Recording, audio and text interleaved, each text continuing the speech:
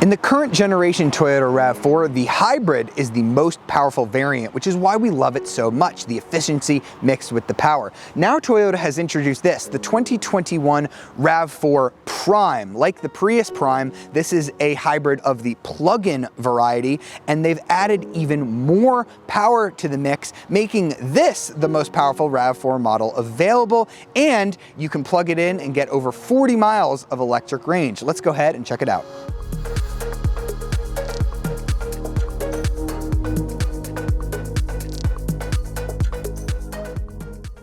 Walking around the RAV4 Prime, you are going to notice just a few differences that are going to make it stand out from a normal RAV4 hybrid. Of course, we have our blue Toyota badge, as all hybrid Toyotas do. We've got our black grille here with some black accents over the front. It gives it a little bit more of an aggressive vibe than a basic RAV4. We've got these black fenders and black side skirts that come all the way down the side, just gives it more aggression. We've only got the 18-inch wheels. For the first time ever on a RAV4, you can get 19s, but only on the XSE trim. You can see here we have our plug-in hybrid badge. That's gonna let you know that you have a RAV4 Prime, not just a regular RAV4. The other way you'll be able to tell, you get a fuel door on this side, but that is not for the gas, that is for the plug. You can go ahead and plug in your RAV4 Prime over here. And then when we come around the back, we have finishing here the black trim that goes across the bottom here, and we do have our red Prime logo to let us know that this is a plug-in vehicle. And there are some changes inside as well, so let's go check those out.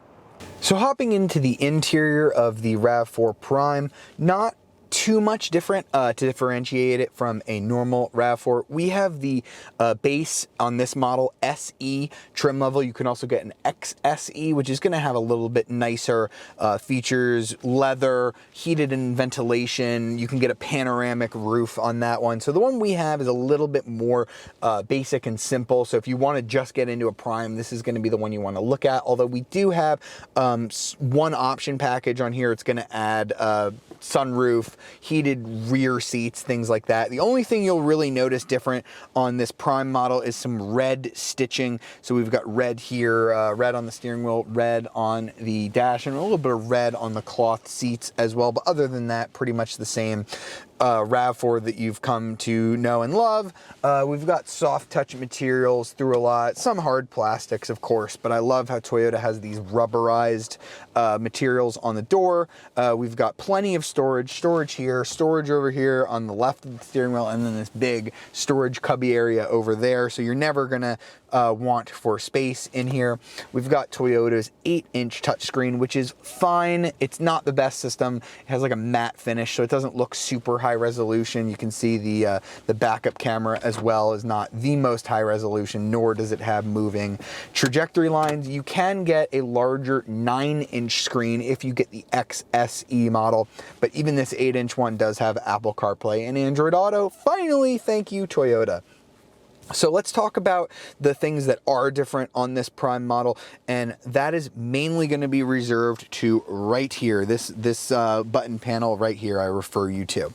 So we have this button that you're not going to get on a regular RAV or on a hybrid. It says Auto EV/HV. Push that, and now the vehicle will cycle between hybrid mode and full EV mode based on how you drive automatically. So if you're driving in stop and go traffic, it'll try and rely on the EV as much as possible, and then when you go up, I need a little bit of acceleration, boom, it'll kick on the hybrid motor when you need it.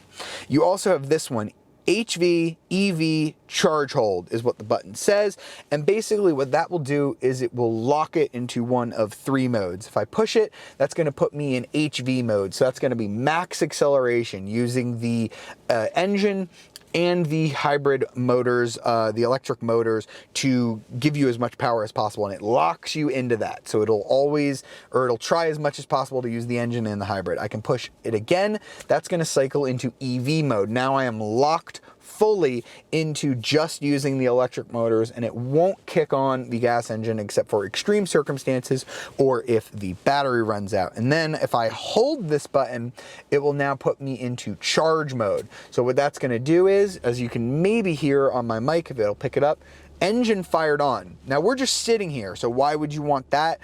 So now that the engine is running, it's diverting as much power as possible to charge the battery, so you can actually get pretty up there in charge, although I've never seen this needle hit 100%, so I do think you will need to plug in to get the full effect of the charger. So that's pretty much all the differences that you'll find on the interior, but I want to give you a pretty comprehensive review of the RAV4 as a whole, so let's go ahead and check out the back seats. The RAV4 Prime is about the same as a regular RAV4. It's not the biggest in its class, just under 38 inches of rear legroom. But what I do like about the RAV4 is that we do have rear AC vents back here. That's going to be great. We also have 2 USB chargers here, and optionally, this is an option on the SE trim, we have heated outboard seats, the 2 outer ones. You can push that here on the door. And I want to pose this question to you in the comments section. Can you think of another vehicle that has this combination of cloth and heated rear seats? Because I personally can't think of one. That's pretty unique. So let's go ahead and check out the cargo space. Back here we have our power tailgate. You can also get one of the kick sensors if you go for the XSE trim. We've got 33.5 cubic feet of storage back here, which is pretty adequate. You can fit a good amount of stuff back here. Now, the one thing I don't love on the RAV4 is to get the full just under 70 cubic feet of storage, you're gonna have to reach over here into the second row to get those seats to fold. There are no exterior releases here in the trunk. And since we have the Prime, the plug-in hybrid model, if we look here under the floor, that is where we are going to get our charging cable, which plugs in over on the side. So now that we're done with all of the nitty-gritty stuff, let's go see how the RAV4 Prime feels out on the road, because that's the most important part of this vehicle, why you would buy one over, say, a RAV4 hybrid or a regular RAV. So let's start with the power outputs here. We've still got a 2.5 liter 4-cylinder engine with 2 electric motors, but the total output has been juiced up on this plug-in hybrid model. You get 219 horsepower in the standard RAV4 hybrid. This one is 302. That's a whole lot of power, and it has an immediate effect on the performance, because in a regular RAV4 hybrid, you'll hit 60 miles an hour in about 8.6 seconds. This one, 5.7 seconds. Now, how quick is that? Well, that makes this the second quickest Toyota that you can buy, behind only the Supra, which is a sports car. And to be honest, I'd really love to get this in a drag race versus a Volkswagen Golf GTI. That's how quick this vehicle feels to me. But before we feel how the acceleration is, I want to talk about the EV driving mode, because that is very important when you're considering a plug-in hybrid vehicle. Because on the regular RAV4 hybrid, when you push EV mode, you're only going to go a mile, maybe 2 or 3 miles on that electric battery before it runs out, and you can only do that at maybe speeds of 20 miles an hour. So we're talking neighborhood speeds. This, I've had the RAV4 Prime up to about 80 miles an hour without kicking on the gas engine, and even a little bit above that, to be honest. So you are going to be able to do highway speeds and your entire commute on this vehicle. That's because Toyota claims with a full charge, you'll be able to go 42 miles on the batteries in this Prime. So let's just say you work 21 miles away from work, you get there, maybe you can charge, maybe you can't. Let's just say you can't. Even if you can't charge, you'll still get 21 miles back. And if you can charge overnight, that means you'll be able to do your entire commute without ever firing up the gas engine. And that could save you a lot of money in the long run to offset the extra cost of buying the RAV4 Prime. You also get a $7,500 tax credit, so that's pretty useful as well.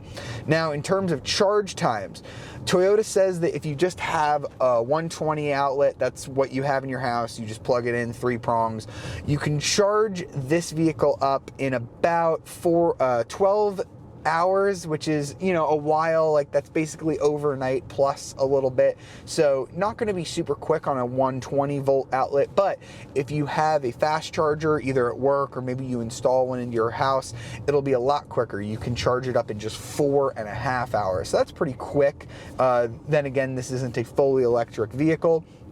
But if you get the XSE trim, you can option an additional fast charger that'll charge at a higher kilowatt. That will be able to charge the RAV4 Prime up to full in just 2.5 hours. So that's pretty useful. And you've got some drive modes here that are going to cycle through.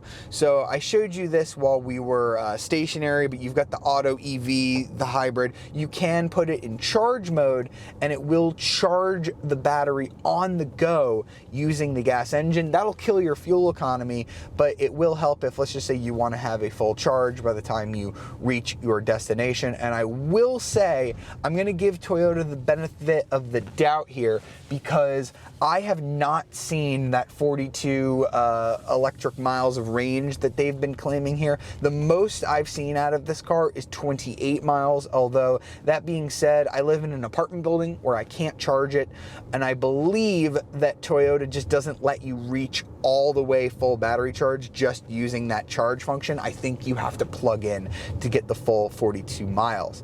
Now, even on just electric power, not even factoring in the 4-cylinder engine, this vehicle will hit 60 miles an hour in 9.2 seconds. Now, that is not quick by any stretch of the imagination. It's decent, like it'll keep up with traffic and everything just fine. It's not, you know, gonna pin you back in your seat or anything like that. But what I find funny about that number is it's faster than a Prius with its gas engine. So just on electric power alone, this is faster than the Prius, and that's what I love so much about this car. So now that we've gone and talked about the electric range, let's go ahead and put it in sport mode. We've got our normal, sport, and eco, and see how quick it is. Oh yes, got some good acceleration there. Just like the regular RAV4 hybrid, we've got some really nice power here. I'm gonna go ahead and switch it into hybrid mode. So that's gonna give me as much of the engine, as much of the electric as possible, combining the two. So we're gonna come around here and I can give it a little bit of acceleration now using the gas engine and the hybrid motors. Let's see how quick this feels compared to a regular RAV4. Ready? Whoa, here we go. Traction control kicks on. Oh, wow, and then we get up. Woohoo! That is really, really, really quick. Oh boy, man, this definitely feels a lot quicker than a regular RAV4 hybrid. It is really fast when you're using both of the engines. We've still got a CVT, so when you're using the engine, you still don't have those like shift points. It kind of just drones a little bit. You'll notice this a lot in charge mode. So if I hold the button here and I put it into charge mode, there we go. You can definitely hear the engine quite a bit when you're in charge mode, but it'll charge up the battery quick if you're driving like that. So yeah, it's a little groany, but I will say that with the added power of this plug-in hybrid system, you don't hear the engine as often. Unless you're doing some crazy accelerating, under normal circumstances, this engine remains very quiet and very stable. And when you are running on the engine, Toyota says you'll average about the same as what you'll get in the regular hybrid, which is 40 mpg in the city, 36 on the highway, and 38 combined. Right now it's showing me 35.8 mpg because I've been running charge mode quite a bit, so I have no trouble believing that those numbers are accurate. Now, it doesn't drive too much different from a normal RAV4 hybrid, so although the Prime is a lot faster, it's not necessarily sportier. They didn't really do much to the suspension to make it any like more aggressive. It still rides about the same, very nice ride. They did make it a little quieter, which is good. When you're running on electric power, you want this cabin to be as quiet as possible. Toyota has some loud cabins in some of their vehicles, and the regular RAV4 does suffer from that. I won't say that this is the quietest vehicle in the world, but it is a little bit noticeably quieter than a regular RAV4. I really can't wait to see what happens when Toyota hands this powertrain off to Lexus, because I think they're going to be able to refine it even further and make it quieter, and I think it's just going to be absolutely excellent. And the only other complaint, if I even have a complaint about this car, is the braking. We've got regen braking on here. So when I take my foot off of the pedal and I'm just coasting, you're gonna feel a little bit of regen. So I'm not touching the brakes and I'm currently coming to a stop. It's nowhere near as powerful as, say, if you've driven a Tesla. And if you buy the XSE with the paddle shifters, which we don't have paddles here, you can downshift to further activate the regen braking. So I haven't really been able to test that. I've tried it here on the shifter here, and it doesn't really feel the same. The brake pedal is just a little bit difficult to modulate because I think I can feel the regen either kicking in or changing the feel of the pedal, and I didn't notice that in the hybrid. So that could just be that I'm not used to this car. I've only gotten to drive this car for 3 days instead of the full week, as Toyota gets these RAV4 Primes out to more journalists. So that could just be me not having enough familiarity with the car. But in all circumstances, I love the way the RAV4 Prime drives, and I do think it is a worthwhile upgrade over a regular hybrid. So that was the Toyota RAV4 Prime. There's only 2 trim levels available. This SE model that you see here starts at a little over 38 grand. With the one option package that we have, it's about 40. The XSE is gonna cost 41 grand, and then you can add a little bit of options to that as well. Now you do have to factor in the $7,500 tax credit, which this does qualify for. You have to check your state and local incentives as well. Now you don't get that off the car, it just kind of lowers your taxable income. So this is considerably more expensive than a regular RAV4 hybrid, but if you do count that $7,500 tax credit, it really is only about $3,000 more than the regular hybrid. Now the added power and the practicality of the EV range makes this, in my opinion, the best RAV4 available. This is not going to be a high volume seller, but if you have the cash and you really want the extra grunt, I think the Prime is a must buy. It's the RAV4 that you should get. For more information on the 2021 Toyota RAV4 Prime, check out CarBuzz.com in the link, and be sure to hit the subscribe button and the notification bell to be alerted of our latest videos. Hope you've enjoyed this one. See you next time.